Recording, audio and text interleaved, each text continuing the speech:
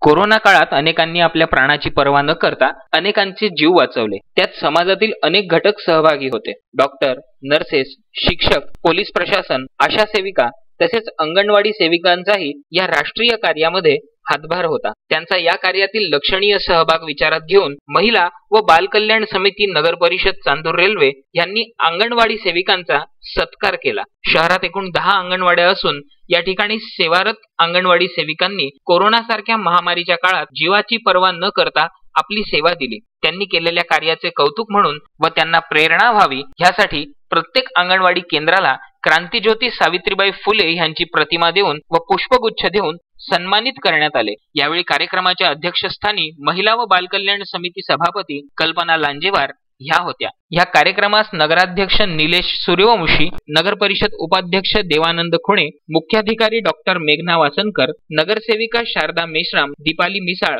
व सर्व अंगणवाडी सेविका उपस्थित होत्या. आपल्या प्रास्ताविकात मुख्याधिकारी डॉक्टर मेघना वासनकर यांनी अंगणवाडी सेविकांची मुक्त कंठाने प्रशंसा केली आणि स्वातंत्र्याचा अमृत महोत्सव 2020 व 22 दीनदयाल अंत्योदय योजना याविषयीची माहिती समजावून सांगितली. कार्यक्रमाचे सूत्रसंचालन स्वाती गणोरकर तर अंगणवाडी सेविकांच्या वतीने आभार प्रदर्शन सेविका धनश्री श्रीराव व अश्विनी डोंगरे यांनी मानले. Bandu Athawale, Vidarbha news, Chandur railway.